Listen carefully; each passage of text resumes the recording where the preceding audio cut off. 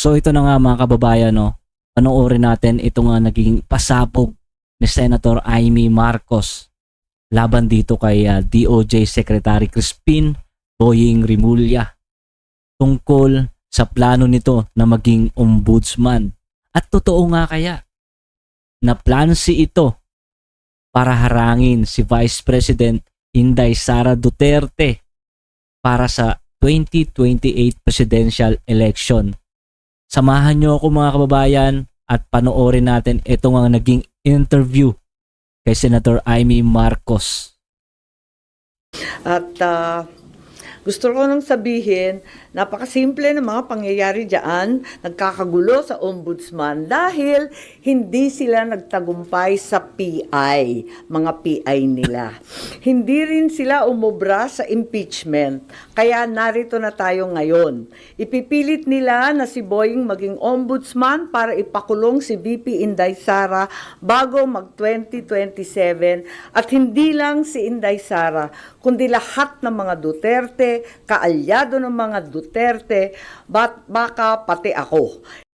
So ayan mga kababayan, no, totoo ang sinasabi ni Senator Amy Marcos dahil makapangyarihan ang ombudsman. So kayang-kaya nito na alisin ang mga balakid sa kanilang mga daraanan. Kung ito man ay si Vice President Inday Sara kasama ang kanyang mga kaalyado. Yan ay sa gitna ng paghihirap ng mga Pilipinong binabaha ng tubig, ng korupsyon at ng kawalang aksyon. Tinutukan ko ang Plan A nila na People's Initiative Chacha. Binuking ko ang Plan B, yung impeachment, para mawala sa landas nila si VP Sara sa 2028. Ngayon, nasa Plan C na po tayo, sa ombudsman naman. Naunpay, nakita ko na, kaya ako nagsampa ng kaso nung May 2, nandun ako sa ombudsman. Kung hindi kayo titigil sa pamumulitika, mag-asaran tayo. So ito mga kababayan, no, ngayon ko lang din nalaman na si Senator Amy pala ang nagbulgar ng People's Initiative or Charter Change, Chacha. Pati na rin ang plano nilang impeachment kay Vice President Inday Sara Duterte.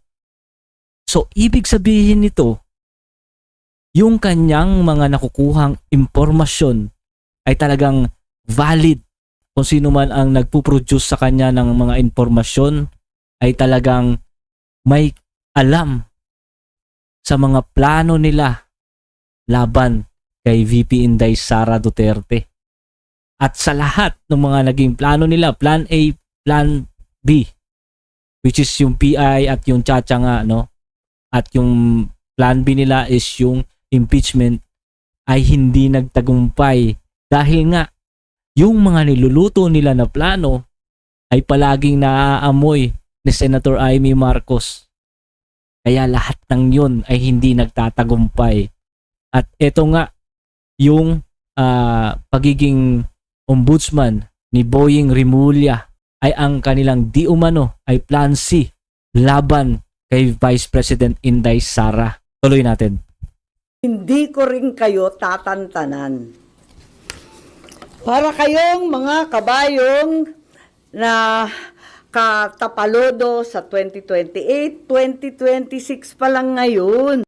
So alam niyo guys yung kabayo, no? So nilalagyan lang yun ng harang dito, tapaludo sinasabi ni Senator Amy na kung saan pagtatakbo sila, nakapokus lang sila doon sa kanilang dadaanan, yung straight na daanan. Hindi ka pwedeng lumingon, hindi ka pwedeng lumiko sa kaliwat kanan.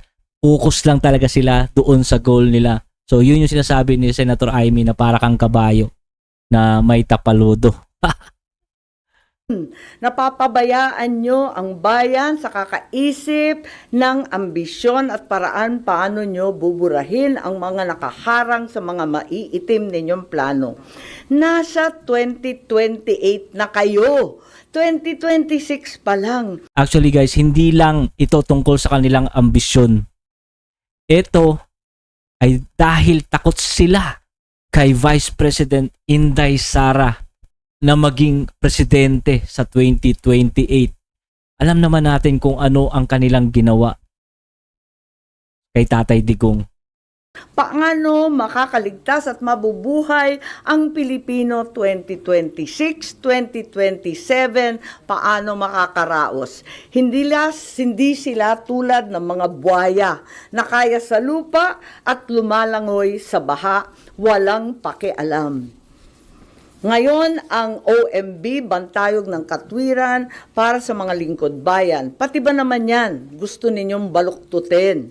Habang nagsusumikap ang lahat ng tapat, habang ang lahat ng Pilipino ay galit dahil gustong makakita ng tuwid, habang pilit naming nire-reband na tuwid ang sistema, eto kayo at pilit nyong kinukulot, binabaluktot, ginugulo. Ang OMB ay opisina, hindi parlor. Tigilan nyo yan.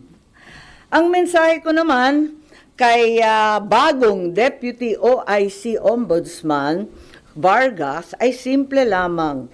Kung nayayanig ka na sa pressure, isabuhay mo na lang ang sikat ng kanta ni April Boy Regino. Kapag nariyan na ang suhol, itaas mo ang iyong dalawang kamay ng ganito at sabihin, hindi ko kayang tanggapin. Wala lang. Naloloka na ako. Yes po.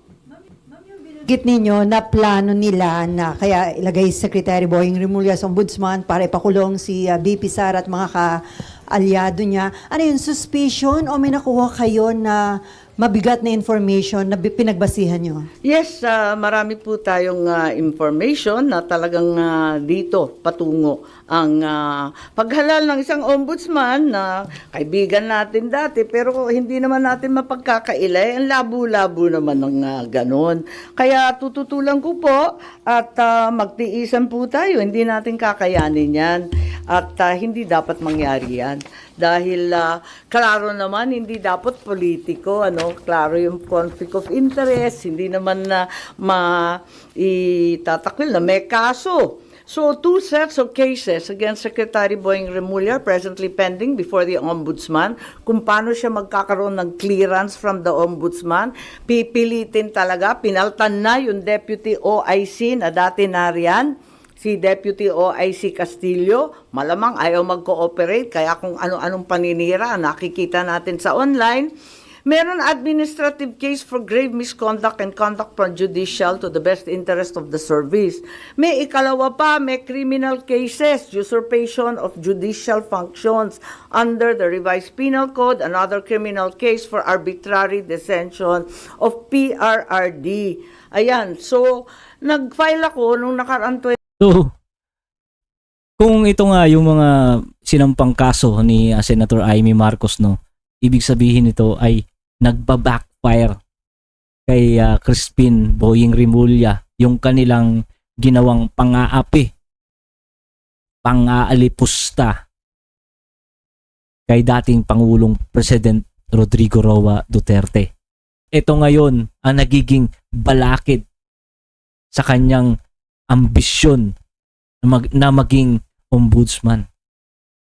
So alam niyo yun guys, karma pa rin ang tumatama sa kanila. Dahil ang Diyos ay laging gising at laging nakatingin sa ating mga ginagawa. 27 August ng position paper ad cautelam kasi marami pang pending, marami pang iniintay. Higit sa lahat, hindi pa nare-resolve yung time to file the position paper. Iintay rin kami yung mga respondent. Panay ang extension of time to file, wala pa, hindi pa pinipila, tapos yung counter affidavit pa. And then Marbil, si General Marbil, may motion to withdraw pa his rejoinder affidavit. So ang dami pang nakatenga, dapat talaga, pasok na yan sa preliminary investigation. Di naman nila pwedeng i-dismiss kasi umandar na yung kaso Meron pa akong motion for clarificatory hearing. Meron pa akong motion for supplemental position paper. Kaya, ayun, nung nag-file ako noong 27 August, yung sumunod na araw, Wala, tinanggal na si OIC Ombudsman Marie Flor Punsalan Castillo. Bigla-bigla ang pinasok yung Deputy Ombudsman sa Visayas, si Dante Vargas naman. Ang daing naririnig, ang daming haka-haka, ang daming pinapakita na sinisiraan na nga si OIC Ombudsman Castillo na dati-rati wala naman tayong naririnig tungkol dyan. Kung ano-anong district engineer flood zone control, talaga naman nasa uso bigla. Ang totoo, ang balita, ang pagkakilala kay Justice Punsalan Castillo, hindi daw yan napapagsabihan kasi very independent-minded at very legalista. Kaya hindi talaga nauuto, hindi talaga nasusuhulan, yun na nga. Tapos may issue pa na yung bagong OIC Ombudsman Vargas, ang asawa daw, kaklase daw ni Secretary Boying sa UP Law. Therefore, there's extremely heavy pressure to dismiss the case against Boying. At eto nga, na itong kaso ay madidismiss ngayong linggo. Bakit i-dismiss yan? Yan ang tanong ko. At ang balita, immediately executory ang ilalabas. So, ayun mga kababayan, no. Eto, kung hindi natunugan ni Senator Amy Marcos yung kanilang plano, dahil meron na pala talagang balak na i-dismiss yung kaso laban kay DOJ Secretary Crispin Boying Remulla. It's also alleged that even though the time for filing of the motion for reconsideration has not lapsed, the OIC will nonetheless issue an ombudsman clearance para tuloy-tuloy ang pag-appoint kay Boying. It's very bothersome if the cases will be dismissed days after the position papers were filed. Kulang pa yung response galing sa mga respondent. Marami pang pending incident. I-dismiss. Ang dami pang nakatenga. Hindi ba nakakaduda yan? There is a very ominous reason, clearly, for Secretary Boying to become the next ombudsman. It's the new phase in the effort to get rid of VP Sara before 2028. And since the PI failed, the impeachment failed, therefore the third attempt is lawfare at its very worst. In prison, mapupunta sa CA, sa Supreme Court. Paano yan? Kahit i-reverse ng CA or Supreme Court yung OIC Ombudsman, orders the dismissal from service, declares he's perpetually disqualified. Paano ma-enforce yung desisyon na yan kung si Secretary Boying ay nakaupo ng ombudsman? So yun na nga mga kababayan, no, matindi pala kung sakali man na ma-appoint si DOJ Secretary Crispin Boying Remulla bilang ombudsman na sa kabila nitong mga mabibigat na kaso na isinampa ni Senator Amy Marcos at siya ay na-appoint pa rin bilang ombudsman, ay mahihirapan na kahit na ang CA at maging ang Supreme Court na siya ay alisin sa pwesto dahil iisang paraan na lang ang mag-aalis sa kanya sa pwesto at ito nga ay sa pamamagitan ng impeachment. At sino ang gagawa ng impeachment? Ito ay walang iba kundi ang Kongreso. Ang Kongreso na kanyang kaalyado. Ang Kongreso na kaalyado ng administrasyon. Sa makatwid mga kababayan, once na maupo si Crispin Boying Remulla bilang ombudsman, wala na tayong magagawa para siya ay patalsikin.